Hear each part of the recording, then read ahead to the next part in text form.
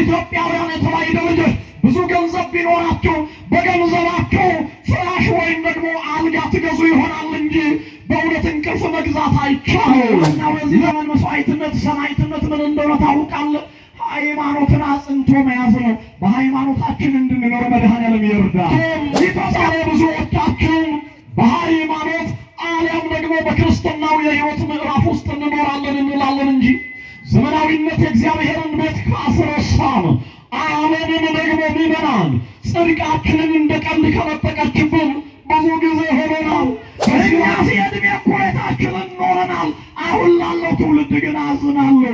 ስለዚህ አንዲት ኢትዮጵያዊ ራሔል ጠፋች እኮ ምዕመናን፣ አንዲት ሴት አጣን። ስለዚህ ከሀገር ደም መፋሰስ የምታለቅስ ኢትዮጵያዊ እናት አጣን። መድኃኔዓለም እውነተኛ እናት ይስጠን። መቼም ስለ ረሃብ አሁን ለእኛ ለኢትዮጵያውያን አይነገረንም። ለምን ቢባል ብዙ ሺህ ትናንት ሀገረ ኢትዮጵያን ያጠግብ የነበረ ያድንቁ ገበሬ አይታችኋል። 5 እና 6 ልጅ ይዞ አዲስ አበባ ውስጥ ሲንከራተት ከማየት በላይ የልብ ስብራት አለ ብለህ ታስባለህ? አሁን የሞት ደብዳቤያችሁን በእጃችሁ ጨብጣችሁ እዚህ ግሩም ተራራ ላይ የመጣችሁ ቅዱስ ሚካኤልን ልትማጸኑ የመጣችሁ የተዋሕዶ ልጆች አላችሁ። በእውነት የባህራንን ይህ ሞት ወደ ሕይወት የቀየረ ይሄ ገናና መልአክ በእውነት የእናንተንም ሞት ወደ ሕይወት ይቀይርላችሁ። ኧረ ክብር ምስጋና ይግባው የገናና መልአክ። አዎ ዛሬ ግፍ በዝቷል። ዛሬ ደም መፋሰሱ በዝቷል። ዛሬ መከራው በዝቶብናል። ኧረ መድኃኔዓለም ይህንን መከራ ያርቅልን። ኧረ አሜን በሉ ምዕመናን። መድኃኔዓለም ያርቅልን። መቼም ሳያርቅልን አልብላችሁ እንደማታስቡ ተስፋ አደርጋለሁ። መከራን የሚያርቅ የሚዬ ማርያም ልጅ መድኃኔዓለም እሱ ያርቅልን በእውነቱ። በስመ አብ ወወልድ ወመንፈስ ቅዱስ አሐዱ አምላክ አሜን። መቃባ ከንልማ ከናፉረ ቁልቁሎ ዋቀየ ቶኮ አሜን። ካሴ ባባ ሜታ ሙሳ ከልፈስ ቅዱስ አሐዱ አምላክ አሜን። ይትባረክ እግዚአብሔር አምላከ አበዊነ ስቡሕኒ ውእቱ ወልዑልኒ ውእቱ ለዓለም። በቅድሚያ ሁላችንንም ከቁጥር ሳያጎለን የትናንትናውን የሌሊቱን የጨለማውን መጋረጃ ገፎ ይህንን የማለዳውን ብርሃን ያሳየን አምላከ ቅዱስ ሚካኤል ቸሩ መድኃኔዓለም ስሙ ለዘላለም ይክበር ይመስገን። ዝም አይባልም ምዕመናን፣ እልል ነው የሚባል። ምዕመናን ወምዕመናት እስከ መቃብር ድረስ በወደደንና ባፈቀረን ተቀዳሚም ተከታይ በሌለው በአንድ ልጁ በኢየሱስ ክርስቶስ ፍጹም የሰላምታ ድምፅ ሰላም እላችኋለሁ። እንዴት አደራችሁ? ኧረ ግድ የለም ኢትዮጵያውያን፣ በማደራችሁ ቅር አይበላችሁ። እንዴት አደራችሁ? እንደምን ሰነበታችሁ? እንዴት ከረማችሁ? አሜን። ለባርነት እንኳን የማንጠቅም ሆነን ሳለን በልጅነት ክብርም ያከበረን ሞትና ጥፋት ርክሰት እልቂትም ከበዛበት ዓለም ውስጥ መርጦ ለራሱ ልዩ በሆነው በዚህ ቅዱስና ግሩም ተራራ ላይ ሁላችንንም የሰበሰበንና የጠራን ያከበረን የሚዬ ማርያም ልጅ መድኃኔዓለም። ኧረ እናንተ ዝም አይባልም። ክብርና ምስጋና ለስሙ። ለመዳናችንም ሁሉ ምክንያት የሆነች ሁልጊዜም ስሟን ጠርተን የማንጠግብላት ለቃል መውረድ ለሥጋም ማድረግ ምክንያት የሆነች እናቱ እናታችን ወላዲተ አምላክ ቅድስት ድንግል ማርያም ኪዳነ ምሕረት በዓታ ማርያም ልደታ ብለን የምንጠራት የሕይወታችን ዋልታ የኑሯችንን ምሰሶ ቅድስት እናት፣ ንጽሕት እናት፣ በረከት እናት፣ ልዕልት እናት፣ ቅድስት እናት፣ የአምላክ እናት፣ የእኛም እናት እምዬ ማርያም ስሟ ለዘላለም የተመሰገነ ይሁን። ጻድቃን ሰማዕታት፣ ቅዱሳን ሐዋርያት ሁሉም እንደየማዕረጋቸው እግዚአብሔር እንዳከበራቸው፣ እግዚአብሔር ከፍ ከፍ እንዳደረጋቸው ስማቸው ለዘላለሙ የተመሰገነ ይሆንልን። ክብርና ምስጋና ለቅዱሳኑ ይሁን። እንኳን ለሊቀ መላእክቱ ለቅዱስ ሚካኤል ያንን ታላቅ ሕዝብ ከባርነት ወደ ነፃነት ላወጣበት ድንቅ ዕለት ሁላችንንም አደረሰን። እንኳን አደረሳችሁ ኢትዮጵያውያን የተዋሕዶ ልጆች፣ አመስግኑት እግዚአብሔር። እግዚአብሔር የተመሰገነ ይሁን። አሜን አትሉ? እግዚአብሔር የተመሰገነ ይሁን። ጌታ መንፈስ ቅዱስ ይህንን ቅዱስ ጉባኤ እሱ ይቆጣጠርልን። የማይረሳ በሉስ ሁላችሁ ሌሊት ምን አልኳችሁ? ምን አልኳችሁ? የማይረሳ በዚህ ርዕስ እንማራለን። ማን ያስተምረን? ማን ይምከረን? ማን ይናገረን? ማን ይገስጸን? ሁለት ነው የተዋሕዶ ልጆች ሁላችንንም ቅዱሱ አምላካችን እግዚአብሔር እርሱ ያስተምረልን ቢባል ብዙ አስተማሪ ስለሌለው ምእመናን። ምክንያቱም ለምን መሰላችሁ? ሰው ቢናገር የሰው ልብ ያደማል። ሰው ቢናገር የሰው ልብ ያቆስላል። ሰው ቢናገር ሰውን ያሳዝናል። ሰው ቢናገር ሰውን ያስቀይማል። ነገር ግን እግዚአብሔር ሲናገር የደከሙ ሰዎች ይበረታሉ። እግዚአብሔር ሲናገር ያዘኑ ሰዎች ይጽናናሉ።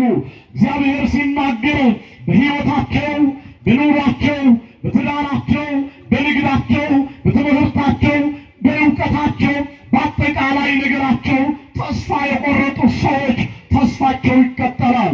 እግዚአብሔር ሲናገር የተዋሕዶ ልጆች ምናልባት እንኳን ድል ፈንታቸው ጽዋ ተርታቸው መቃብር የሆኑ ሰዎች መግነዝ ስጡልን፣ መቃብሩን ክፈቱልን፣ ድንጋዩን አንከባሉልን ሳይሉ ይነሳሉ።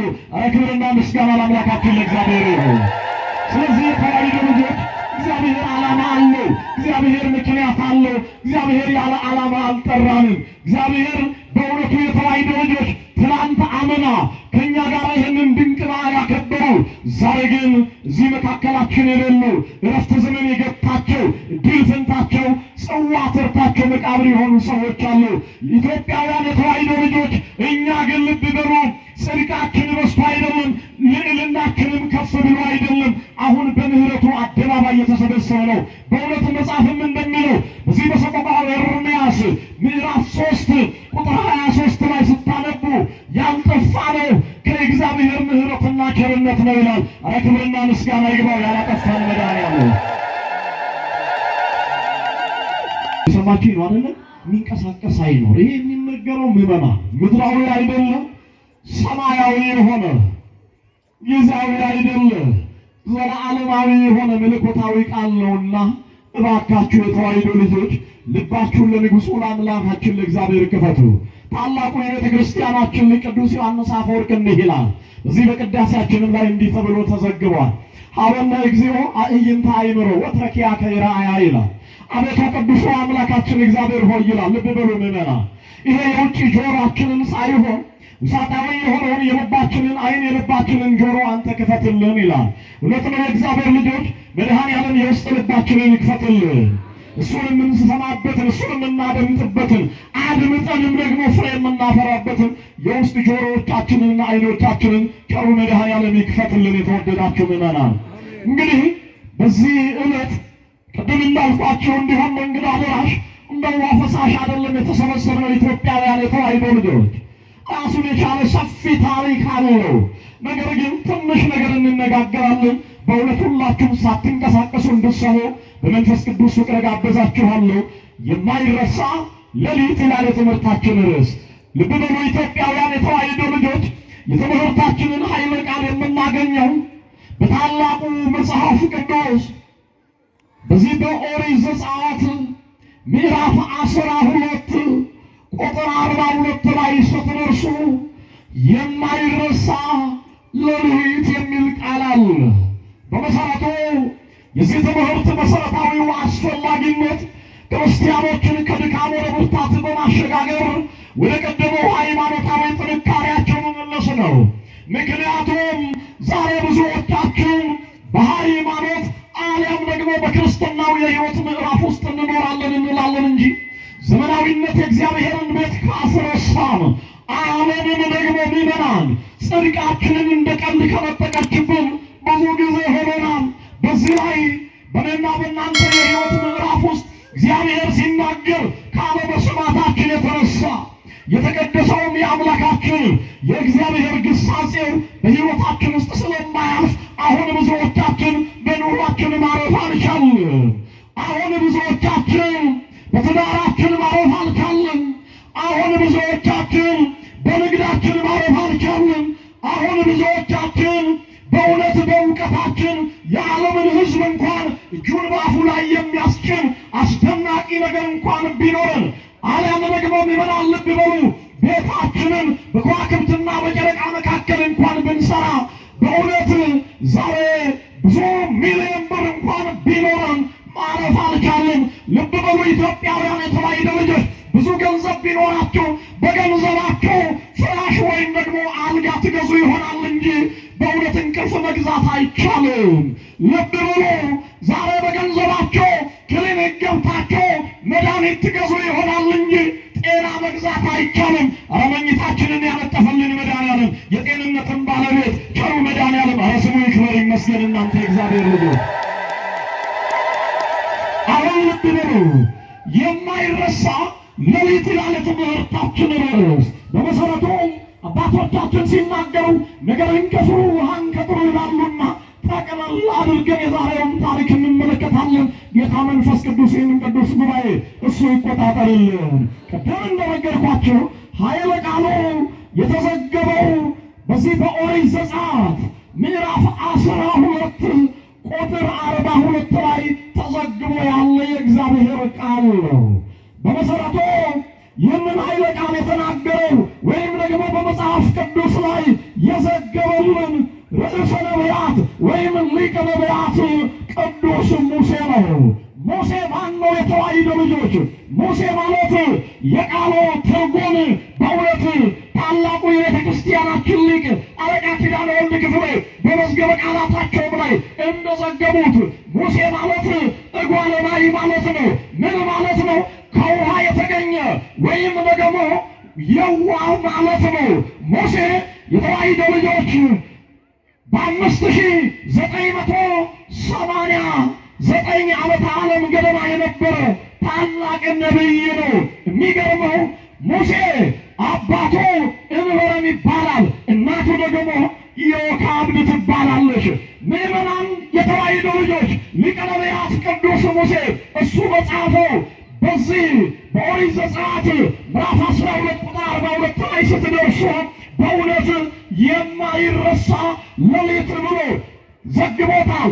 ይሄ ኦሪት ዘጸአት ሙሉ ታሪኩ ስለ እስራኤል ዘሥጋ በእውነት ከግብፅ ባርነት ነፃ ስለመውጣት የሚያወሳ የመጽሐፍ ቅዱስ ክፍል ነው። በመሰረቱ ዘጸአት ማለት ቃል በቃል ስንተረጉመው መውጣት ማለት ነው። መድኃኔዓለም መውጣት ካልቻልንበት መከራ ውስጥ እሱ ያውጣል። አሜን አትሉም? የተዋሕዶ ልጆች መድኃኔዓለም ከመውጣት ካቃተን ነገር ሁሉ እሱ ያወጣል። በመሰረቱ ልብ በሉ ምዕመናን፣ በሰው ልጆች ሕይወት ውስጥ የማይረሱ ድንቅ ሌሊቶች አሉ። በሰው ልጆች ሕይወት ውስጥ የማይረሱ ደግሞ የመከራ ሌሊቶች አሉ። በእውነት ኢትዮጵያውያን የተዋሕዶ ልጆች ሌሊት አስጨናቂ ነው። ሌሊት ሕመም ይበረታል። ሌሊት መከራ ይበረታል። በእውነቱ ልብ በሉ የተዋሕዶ ልጆች እስራኤላውያን ይህንን ሌሊት ወይም ደግሞ ኅዳር 12 ቀንን በተለይ በ1528 ዓመተ ዓለም የነበረውን ኅዳር 12 ቀንን እስራኤል ዘሥጋ አይረሱትም። ለምን ቢባል ምክንያቱም ዛሬ በቤተ ክርስቲያናችን አስተምህሮ ወይም ደግሞ በቤተ ክርስቲያናችን ከምናከብረው ታላቁ በዓል እስራኤል ዘሥጋ ልብ በሉ በዛሬው ዕለት ማለት ነው ኢትዮጵያውያን ኅዳር 12 ቀን በ1528 ዓመተ ዓለም እነሆ እስራኤል ዘሥጋ 430 ዘመን በግብፅ ከኖሩ በኋላ እንደ ገል ተቀጥቅጠው እንደ ሰም ቀልጠው ኖረው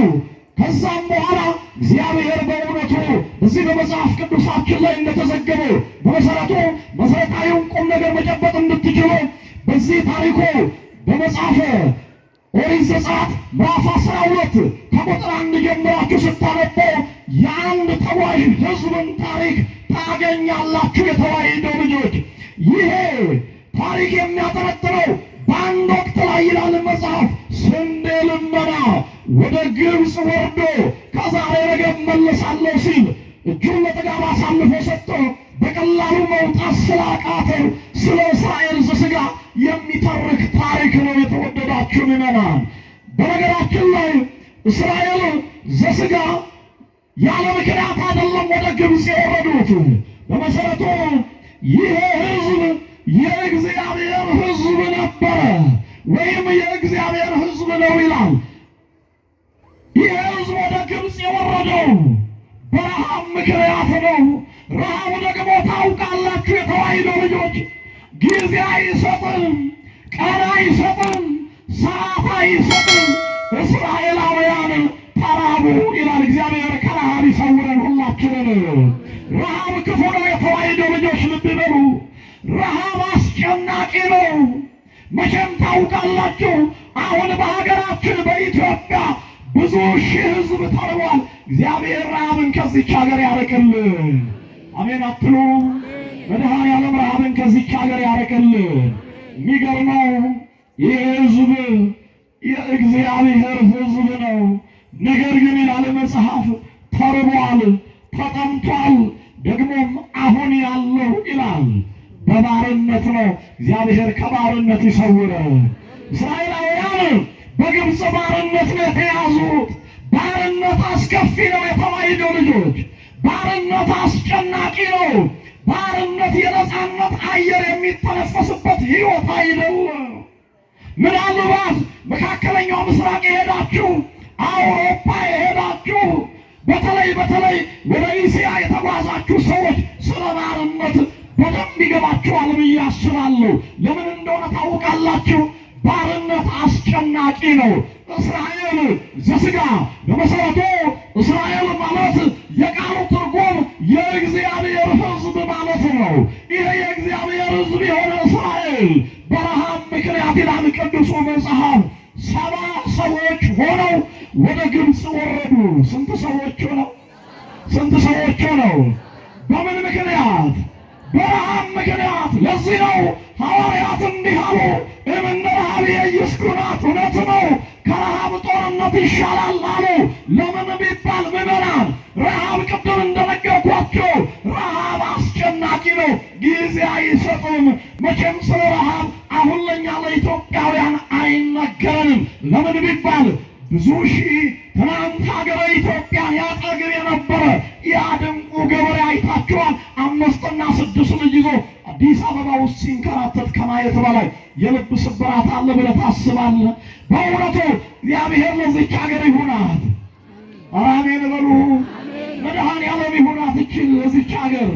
እና የሚገርማችሁ እግዚአብሔር የእስራኤላውያንን ከብዙ የመከራ ዘመን በኋላ ይላል መጽሐፍ እግዚአብሔር ይህንን ትውልድ ማሳረፍ ፈለገ ይላል። ኧረ መድኃኔዓለም እኛን የሚያሳርፈን ከተጨነቃችሁበት በእውነት መድኃኔዓለም ያሳርፋችሁ። ዛሬ በብዙ ነገር ተጨንቃችሁ እዚህ የመጣችሁ የተዋሕዶ ልጆች አላችሁ።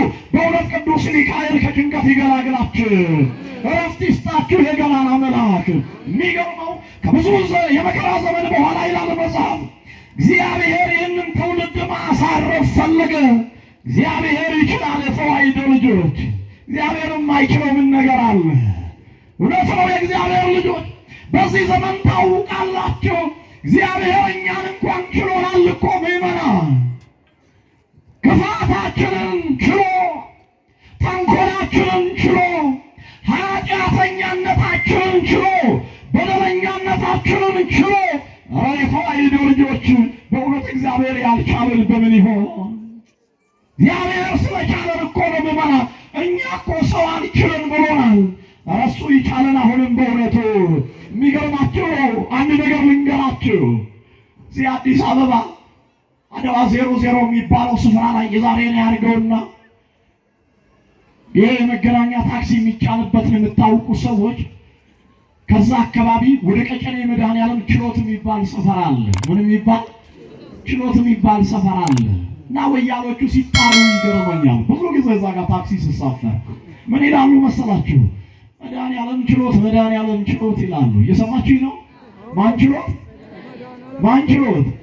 መድኃኔዓለም ችሎት። እውነት እኮ ነው ኢትዮጵያውያን የተዋሕዶ ልጆች፣ መድኃኔዓለም ችሎት እኮ ነው እኛን ከነ ክፋታችን የቻለን መድኃኔዓለም፣ ከነ ኃጢአታችን የቻለን መድኃኔዓለም።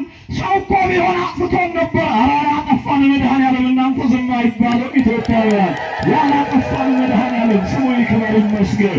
እና ምን የሚገርማችሁ እግዚአብሔር ያንን ትውልድ ሰባ ሆኖ የወረደውን ያንን ትውልድ መከራውን ተመለከተ ይላል መጽሐፍ። ከብዙ የመከራ ዘመን በኋላ እግዚአብሔር ያንን ትውልድ ማሳረፍ ፈለገ። ታላቁን ነቢይ ሊቀ ነቢያት ቅዱስ ሙሴን ልኮ የነሐሱን እባብ ቆርጦ በሚያስደንቅ ድንቅ ተአምራት ልብ በሉ እስራኤላውያንን እስራኤል ዘሥጋን ከግብፅ ምድር ከእቶኑ እሳት ይዟቸው በዛሬው ዕለት ማለት ነው ኅዳር 12 ቀን በ1528 ዓመተ ዓለም እስራኤል ዘሥጋ ከባርነት ወደ ነፃነት ወጥቶ ክብርና ምስጋና ለአምላካችን ለእግዚአብሔር ይሁን። በመሰረቱ ያላችሁ የተዋሕዶ ልጆች እንዲህ ነው የሚሉ ታሪኩን ነካ ለማድረግ ያክል ከሰዓት አንጻር ከብዙ ዘመን በኋላ ይላል። ቅድም እንደነገርኳችሁ እስራኤላውያን በምርኮ የወረዱት 70 ሰዎች ሆነው ነው ብያችኋለሁ። ስንት ሰዎች ኢትዮጵያውያን ልብ በሉ። 70 ሰው ሆነው ነው ወደ ግብፅ የወረዱት። ከ430 ዓመት በኋላ 430 ዘመን እስራኤላውያን ያ የእግዚአብሔር ሕዝብ እንደ ገል ተቀጠቀጠ፣ እንደ ሰም ቀለጠ። በዛ መኖር ጀመሩ። ከ430 ዘመን በኋላ እስራኤል 600,000 ሕዝብ ሆኑ። ይገርማችኋል። ስንት ሺህ ሕዝብ ሆኑ? 600 አስቡ፣ 600,000 ሕዝብ። እንደውም ቅዱስ መጽሐፍ እንዲህ ነው የሚለው ከብዙ ዘመን በኋላ ይላል ዮሴፍን የማያውቅ ንጉሥ ፈርዖን ተነሳ ይላል። ማንን የማያውቅ? ዮሴፍን የማያውቅ። ለምን? አስቀድሞ ከያዕቆብ ልጆች መካከል ወደ ግብፅ የወረደው ዮሴፍ ነው። ወንድሞቹ በ30 ብር ሸጡት ይላል ቅዱስ መጽሐፍ። ታሪክ ስናሳጥር በስንት ብር ሸጡት? ይነግራቸዋለሁ ዮሴፍ ማን እንደሆነ። በመሰረቱ ታላቁ የቤተ ክርስቲያናችን ሊቅ ቅዱስ ባስልዮስ ዘቂሳርያ ይህንን በተረጎመበት አንቀጾ ዮሴፍ ይላል። ልብ በሉ የጌታ ምሳሌ ነው ብሎ ዘግቦልናል። የማ ምሳሌ? የማ ምሳሌ? ኢትዮጵያውያን። አዎ ዮሴፍ አስቀድሞ የገዛ ወንድሞቹ በ30 ብር እነሆ ወደ ግብፅ እንደሸጡት ሁሉ መድኃኔዓለም ኢየሱስ ክርስቶስ ክብር ይግባውና የኔ ጌታ ከሰማያ ሰማያት ወርዶ ከእምዬ ማርያም ተወልዶ በአጭር ቁመት በጠባብ ደረት ተወስኖ በዚህ ዓለም ላይ 33 ዓመት ከ3 ወር ከኖረ በኋላ በእውነት ያለ በደሉና ያለ ኃጢአቱ እጅና እግሩን ተቸንክሮ ከቁስላችን የፈወሰን እርቃኑን ተሰቅሎ የጸጋ ልብስ ያለበሰን ራሱን በዘንግ ተመቶ ዘውድ ያቀዳጀን መድኃኔዓለም ኢየሱስ ክርስቶስ አዎ በአገልጋዩ ያ ሰው በ30 ብር ምን አለው? ሸጠው። ስለዚህ ዮሴፍ የማ ምሳሌ ነው አለ? የጌታ ምሳሌ ነው። የሚገርማችሁ ዮሴፍን የማያውቅ አለ። ልብ በሉ ዮሴፍን የማያውቅ ንጉሥ ፈርዖን ተነሳ ይላል። በነገራችን ላይ ኢትዮጵያውያን ፈርዖን ማለት በእኛ ሀገር ቋንቋ አጼ ማለት ነው። ማን ማለት ነው? አጼ ከሌ እንደምንለው ማለት ነው። ምመና ፈርዖን ማለት አጼ ማለት ነው። እና የሚገርማችሁ በዛ ዘመን ከ430 ዘመን ውስጥ ባለው የህይወት ዑደት ውስጥ ፈርዖንን ዮሴፍን የማያውቅ ንጉሥ ተነሳ። እስራኤላውያን አለ ይሄ ንጉሥ ከእኛ ይልቅ በዝተዋል ይላል ቅዱሱ መጽሐፍ። ጠላት ቢነሳብን ተደርበው ያጠፉናል ብሎ የነገር ድሩን የመከራ ድሩን አገዛዝ አጸናባቸው ይላል መጽሐፍ ቅዱስ። ልብ በሉ፣ እስራኤላውያን አሁን በዝተዋል። ስለዚህ ጠላት እንኳን ሊነሳብን በጠላት ላይ ተደርበው ይዋጉናልና እንዲህ አለ ታሪክ ስናሳጥር ያ ንጉሡ ፈርዖን የተባለው በዛ ዘመን ላይ ኢትዮጵያውያን እስራኤላውያን ሴቶችን የሚያዋልዱ ሁለት ነርሶች ነበሩ ይላል መጽሐፍ ቅዱስ። ስንት ነርሶች? ስንት ነርሶች? ሁለት ነርሶች ፈሐና ሲባላ ይባላሉ። እነዚህ በዘመኑ የነበሩ ነርሶች ናቸው። እስራኤላውያን ሴቶች ሲወልዱ የሚያዋልዱ ማለት ነው። የተወደዳችሁ ምዕመናን፣ እነዚህ ሁለት ሴቶች ቀጭን መመሪያ ተሰጥቷቸዋል። ምን የሚል መመሪያ መሰላችሁ ምዕመናን? እስራኤላውያን ሴቶች ወንድ ልጅ ሲወልዱ እነሆ አንገቱን እያነቃችሁ ወንዶቹን ግደሉ፣ ሴቶቹ ቢወለዱ ቢበዙ እኛን ችለው አይዋጉንም የሚል የነገር ድር አደረገ። እግዚአብሔር ከእንዲህ አይነቱ ይሰውረን። አሜን በሉ። መድኃኔዓለም ከክፋት ይሰውረን፣ ከተንኮል ይሰውረን፣ ከምቀኝነት ይሰውረን። ይሄ ሰው በእስራኤላውያን ወንዶች ላይ ሞትን አወጀባቸው። ዛሬ ሞት የታወጀባችሁ ኢትዮጵያውያን ትኖራላችሁ። መድኃኔዓለም ይድረስላችሁ። አዎ ዛሬ የሞት ደብዳቤያችሁን በእጃችሁ ጨብጣችሁ እዚህ ግሩም ተራራ ላይ የመጣችሁ ቅዱስ ሚካኤልን ልትማጸኑ የመጣችሁ የተዋሕዶ ልጆች አላችሁ። በእውነት የባህራንን ይህ ሞት ወደ ሕይወት የቀየረ ይሄ ገናና መልአክ በእውነት የእናንተንም ሞት ወደ ሕይወት ይቀይርላችሁ። ኧረ ክብር ምስጋና ይግባው ይሄ ገናና መልአክ። እና የሚገርመው እግዚአብሔር ይህንን መከራ፣ ይህንን ጭንቅ፣ ይህንን ግፍ ተመለከተ ይላል። እንዲህ ነው ታሪኩን ስናሳጥር። አንቺ ተለያሽው ዝም ብለሽ ቁሚ፣ የምትለምኚው ልጅ ቁሚ ዝም ብለሽ። ከኔ ጋር ናችሁ? ከኔ ጋር ናችሁ? ከቃሉ ጋር ናችሁ? እግዚአብሔር ከሁላችን ጋር ይሁን። እንደነገርኳችሁ እስራኤላውያን ወንድ ልጆች እንዲገደሉ ሞት ተወሰነባቸው ይለናል ታሪክ ስናሳጥር። ታዲያ አንድ ሌሊት እንዲሆነ ታሪክ ላሳጥር። ከሰዓት ፀሐይ ላይ ነው ያላችሁት፣ ቤታችሁ ስትገቡ ታነቡታላችሁ። አንድ ቀን እንዲሆነ ያ ሌሊት የማይረሳ ሌሊት ነው ይላል ቅዱስ ዮሐንስ አፈወርቅ። ይህንን በተረጎመበት አንበሱ ቅድም እያቸዋለሁ። ርዕሳችን የማይረሳ ሌሊት ነው። የማይረሱ ሌሊቶች አሉ በእስራኤል ዘሥጋ የሕይወት ምዕራፍ ውስጥ። አንድ ቀን እንዲሆነ የሚገርማችሁ ታዲያ በዚያ በማይረሳ ሌሊት አንድ እውነት ተከወነ ይላል። ራሔል የምትባል እስራኤላዊት ባሏ ደግሞ ሮቤል የሚባል ባልተቤቷ የሞተባት እስራኤላዊ ነበረች ይላል።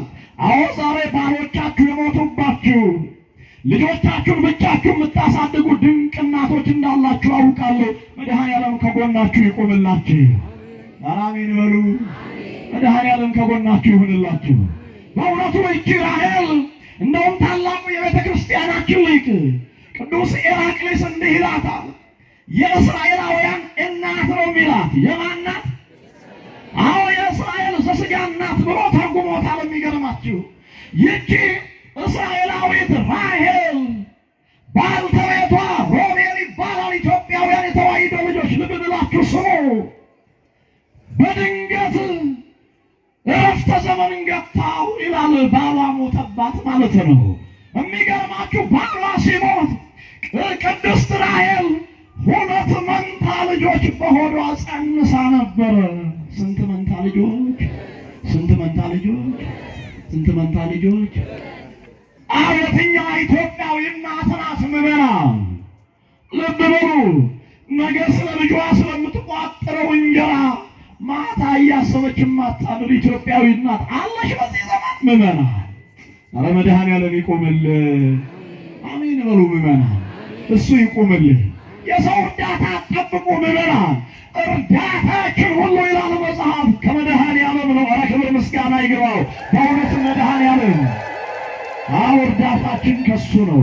እና የሚገርማችሁ ይቺ ቅድስት ራሔል ባልተቤቷ የሞተባት ሁለት መንታ ልጆችን ልብ በሉ ምዕመናን በሆዷ ይዛ ዛሬ ግብፅ ከምትታወቅበት አንዱ የግብፅ ፒራሚድ ነው። ልብ በሉ ኢትዮጵያውያን፣ ግብፅ አዎ ዜጎቿን ከምትመግብበት አንዱ ከአባይ ወንዝ ባሻገር የግብፅ ፒራሚድ ነው። ይሄ የግብፅ ፒራሚድ ደግሞ በቱሪስት መስህብነት ከሚታወቁ ዛሬም ድረስ ማለት ነው። ልብ በሉ በእውነት ያ እስራኤላውያን የገነቡት ከተማ ራምሴና ጋምሴ የሚባል እንደዚሁ ደግሞ ያ የግብፅ ፒራሚድ የተሰራው በእስራኤላውያን ጉልበት በእስራኤላውያን ደምና አጥንት ነው። ኢትዮጵያውያን የተዋሕዶ ልጆች ልብ ብላችሁ ስሙ። የሚገርመው ቅድስት ራሔል እነዛን ሁለት መንታ ልጆች በሆዷ ይዛ የፒራሚዱን ጭቃ እንድታቦካ ተፈረደባት ይላል። ልብ በሉ የግፉ ብዛት፣ የጭንቁ ብዛት። አዎ ዛሬ ግፍ በዝቷል። ዛሬ ደም መፋሰሱ በዝቷል። ዛሬ መከራው በዝቶብናል። ኧረ መድኃኔዓለም ይህንን መከራ ያርቅልን። ኧረ አሜን በሉ ምዕመናን። መድኃኔዓለም ያርቅልን። መቼም ሳያርቅልን አልብላችሁ እንደማታስቡ ተስፋ አደርጋለሁ። መከራን የሚያርቅ የሚዬ ማርያም ልጅ መድኃኔዓለም ነው። እሱ ያርቅልን በእውነቱ። እና የሚገርማቸው ቅድስት ራሔል ያንን ዚፍት ስታቦካ ያንን ጭቃ እያቦካች እያለ ይላል የወለዳችሁ ትረዱኛላችሁ ብዬ አስባለሁ። ልብ በሉ እያቦካች እያለ ምጧ መጣ ይላል። ምኗ መጣ? ምኗ መጣ? እናቶች መልሱልኝ። ምኗ መጣ? ምጧ መጣ። ምጥ ደግሞ አስጨናቂ ነው። ልብ በሉ ኢትዮጵያውያን፣ በሴት ልጅ ሕይወት ውስጥ እንደ ምጥ ከባድ ፈተና የለም። ይህን ደግሞ የወለድሽ ትረጅኛለሽ። አዎ በነገራችን ላይ ሴቶች በሚያመጡበት ሰዓት ባሎች ደግሞ በአእምሮ ያመጣሉ ይላል መጽሐፍ። አዎ በአእምሮ ያመጣሉ። እና የሚገርመው ራሔል ሁለት ልጆቿን በሆዷ ይዛ ምጡ አስጨነቃት። ወደ ካቦው ሄደችና ወደ ኢንጂነሩ ጠጋ አለችና እንዲህ አለችው። አረምርዬ አዎ እባክህን አለችው። ልብ በሉ ወልጄ ልመለስ፣ ምጤ መጣብኝ፣ አጣደፈኝ አለችው። ያ ልበ ደንዳና የነበረ አሰሪ እንዲህ አላት፣ አንቺ አላት፣ አዎ እዚሁ ጭቃ ውስጥ ውለጃቸው፣ የሕፃናቱ ደም የሕፃናቱ አጥንት አላት። ልብ በሉ ኢትዮጵያውያን፣ ፒራሚዱን ያጠነክረዋል፣ እንደ ሲሚንቶ ሆኖ ያጠነክረዋል። ስለዚህ አልፈቅድልሽም፣ እዚሁ ውለጂ አላት። እንዲህ ነው የሚለው መጽሐፍ። የተዋሕዶ ልጆች ከመቅስፈት ይላል ከማህፀኗ ወይም በማህፀኗ የነበሩ ሁለት መንትያ ልጆች ከእግሯ ስር ዱብ ዱብ አለው ይላል። ልብ በሉ እዛው ጭቃው ላይ ወደቁ እነዛ ሁለት መንታ ልጆች። ቅድስት ራሔል መጽናናት አቃታት አለ። እንዴት ትጽናና? የተዋሕዶ ልጆች እንዴት ትጽናና? ራሔል ሁለት ልጆቿን አታ ከትንሽ ደቂቃ በኋላ ይላል መጽሐፍ ድምፃቸው ለዘላለም አሸለበ ይላል። ጸጥ አሉ እነዛ ሁለት ልጆች። ጭቃው ላይ ወድቀው ተረግጠዋል። በእውነቱ ምዕመናን ዛሬ በብዙ ነገር የቆሰላችሁ በብዙ ነገር ያዘናችሁ ኢትዮጵያውያን መድኃኔዓለም ይቆምላችሁ፣ እሱ ይቆምልን። ራሔል ራሷን መቆጣጠር አቃታት። ራሔል አነባች። ባታነባ ነው የሚገርመኝ ምዕመናን፣ ባታለቅስ ነው የሚገርመኝ። እንደውም ታላቁ ሊቅ ቅዱስ ዮሐንስ አፈወርቅ ይህንን በተረጎመበት አንቀጹ ስትመለከቱ እንዲህ አለ፣ ራሔል ያለቀሰችው እንባን አይደለም ይላል፣ እንደውም ፈርዖንን ያሰጠመው ይላል። አረ ሊቃውንቱ የራሔል እንባ ነው እስራኤላውያን እንዲወጡ ካደረገው አንዱ ፈርዖንንና ግብፃውያንን ባህር ሆኖ እኮ ያሰጠመው እንባ ነው። ኢትዮጵያውያን አልቅሱልን ለእኛ ላለነው ትውልድ። እናንተስ የዕድሜ ዘመናችሁን ኖራችኋል፣ ሽማግሌዎች በሽበት ዘውድ የከበራችሁ። እኔም ማዝነው ለልጆቻችን ነው። እኛስ የዕድሜ እኩሌታችንን ኖረናል። አሁን ላለው ትውልድ ግን አዝናለሁ። ስለዚህ አንዲት ኢትዮጵያዊ ራሔል ጠፋች እኮ ምዕመናን፣ አንዲት ሴት አጣን። ስለዚህ ሀገር ደም መፋሰስ የምታለቅስ ኢትዮጵያዊ እናት አጣን። መድኃኔዓለም እውነተኛ እናት ይስጠን። ኧረ አሜን በል ትውልዱ። እንዴ ያለነው እኮ እናንተ አኬልዳማ በሆነች ምድር ላይ ነው። አዎ መቼስ አዲስ አበባ አንተ ምንም ላታውቅ ትችላለህ። መቼም የቴሌቪዥናችሁን ቻናል የሬዲዮአችሁን ጦስ ስትመዝዙ የምትሰሙት ስለ ሰላም አይደለም። እግዚአብሔር ለዚች ዓለም ለዚች ሀገር ሰላሙን ያብዛል። ፍቅርን እንደ ሸማ ያልብሰን መድኃኔዓለም። በእውነት ፍቅርን ያብዛልን መድኃኔዓለም። መለያየትን ያርቅልን መድኃኔዓለም። እና የሚገርማችሁ እንዲህ አለች ቅድስት ራሔል። የደም እንባ ነባች ይላል። የምን እንባ? ባታረባ ነው የሚገርመኝ። 9 ወር ከ5 ቀን ተርባ ተጠምታ በእውነት በሆዷ ተሸክማ እንዴት አታለቅስ? እንዲህ አለች ራሔል ያሉን በዚህ ሰማይ አምላከ እስራኤል አዶናይ አለች። በእውነት የእስራኤል አምላክ አለች። ኢትዮጵያውያን የማምላክ የእስራኤል አምላክ በዚህ ሰማይ ካለ ይህንን ግፌን ተመልከት አለች። ይህንን መከራዬን ተመልከት። 9 ወር ከ5 ቀን ተሸክሜ 2 መንታ ልጆችን አጣሁ አለች ቅድስት ራሔል። እግዚአብሔር ይላል ኢትዮጵያውያን ታሪክ ስናሳጥር የትምህርታችን መደምደሚያ እግዚአብሔር የራሔልን እንባ ሰማ ይላል። ኧረ መድኃኔዓለም የእኛን እንባ ይስማ። ኧረ ጸሎታችንን ይስማ። ምዕመናን መስዋዕታችንን በእውነት እግዚአብሔር ይቀበልን። እንባችሁን ይቀበላችሁ። ዛሬ አዝናችሁ የመጣችሁ ተደስታችሁ እንድትገቡ መድኃኔዓለም ይርዳችሁ። ቅዱስ ሚካኤል እሱ ከፊት ይቅደምላችሁ። እና የሚገርማችሁ እግዚአብሔር የራሔልን እንባ ሰማና ሊቀ ነቢያት ቅዱስ ሙሴን አስነሳ ይላል የትምህርታችን መደምደሚያ። ሙሴን ተነሳለው እንዲህ አለው። ከዚህ በኋላ ይላል መጽሐፍ እግዚአብሔር ሊቀ ነቢያት ሙሴን ወደ ፈርዖን ልኮት ይላል የሕዝቤን መከራ አይቻለሁ። ኧረ የእኛንም መከራ ይመልከታ መድኃኔዓለም። እናንተ የእኛንም መከራ ይመልከት። የሕዝቤን አለ መድኃኔዓለም የሕዝቤን መከራ አይቻለሁ፣ ሕዝቤን ልቀቅ በለው አለው። ፈርዖን መልሶ እንዲህ አለ ይላል እግዚአብሔር ማን ነው አለ። ዛሬ እግዚአብሔር የለም የሚል ትውልድ መስከር ኢትዮጵያውያን። ዛሬ ቅዱሳን የሉም የሚሉ ቂጣ በቀደደው አፋቸው ከንቱ ነገር የሚናገሩ ያልታደሉ ትውልዶች አሉ። በእውነት በሃይማኖታችሁ ያጽናችሁ። አሜን አቲ አሜን። ዋናው በዚህ ዘመን መስዋዕትነት ሰማዕትነት ምን እንደሆነ ታውቃለህ? ሃይማኖትን አጽንቶ መያዝ ነው። በሃይማኖታችን እንድንኖር መድኃኔዓለም ይርዳን። ኢትዮጵያውያን አንድ ነገር ልንገራችሁ። ያው የኛ ሃይማኖት ጽድት ያለች ሃይማኖት ነች።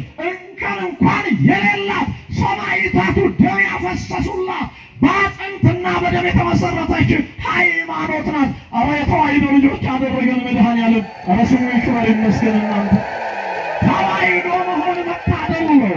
ተዋሕዶ መሆን መመረጥ ነው። ምዕመናን የሚገርም ነው።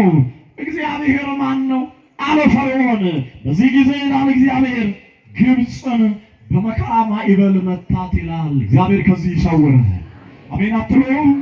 አዎ በ9 ታላላቅ መቅሰፍታት፣ በ10ኛ በኵረ ሞት፣ በ11ኛ ስጥመተ ባህር እግዚአብሔር ልብ በሉ። ሌሊቱ ሊቃውንቱ መሮሙ መዓልተ በደመና ወኩሎ ሌሊተ በብርሃን እሳት እያሉ ሌሊቱን ሙሉ ሲያዜሙ እንዳደሩት ሊቀ መልአኩ መጋቢ ብሉይ ቅዱስ ሚካኤልን ላከላቸውና ሙሴን ከፊት አድርጎ ቅዱስ ሚካኤል አዎ ቀን በደመና ሌሊት ደግሞ በብርሃን እሳት በጨረቃ እየመራ በዛሬው ዕለት በ1000 ልብ በሉ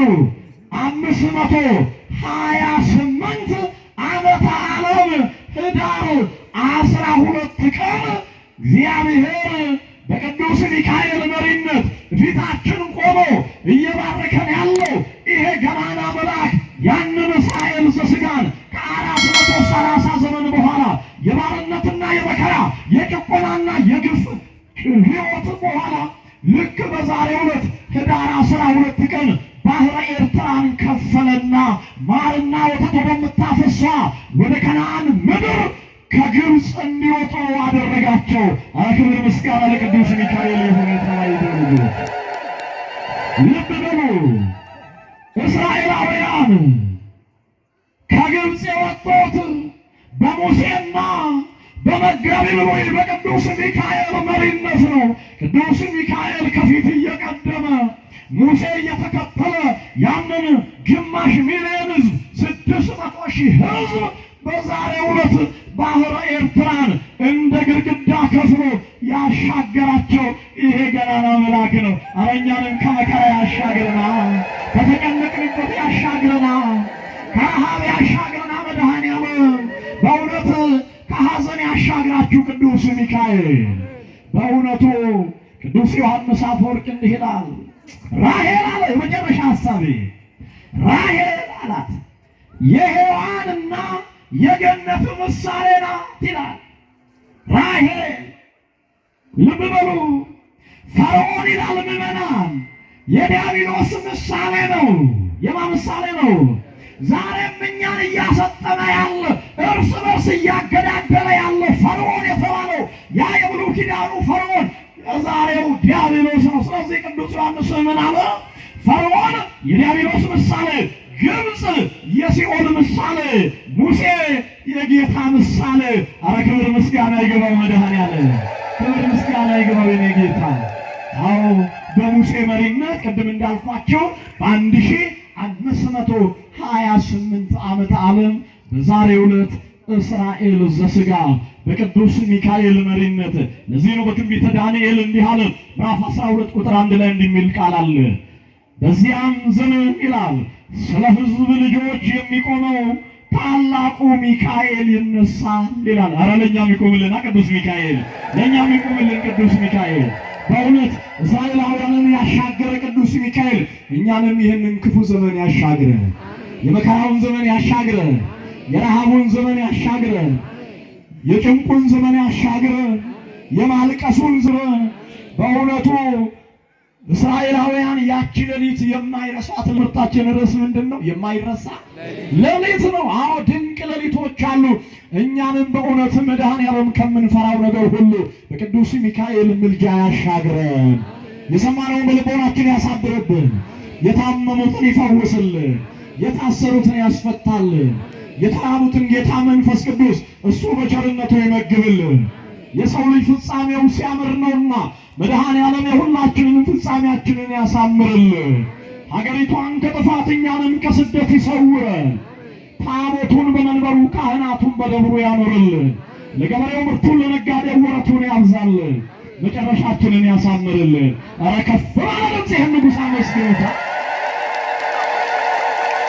ኧረ ያንሳል መድኃኔዓለም፣ እናንተ ያንሳል መድኃኔዓለም። ኧረ የተቀመጣችሁ ብድግ ብድግ በሉ። በቃ ጨረስኩ እኮ በቃ አበቃው። ክብር ምስጋና ይግባው መድኃኔዓለም። በእውነት ያረሰረሰን መድኃኔዓለም፣ ያስተማረን መድኃኔዓለም፣ የመከረን መድኃኔዓለም፣ የገሰጸን መድኃኔዓለም፣ እኛነታችንን የነገረን መድኃኔዓለም። ኧረ ስሙ ይክበር ይመስገን። ኢትዮጵያውያን አመስግኑት በእውነቱ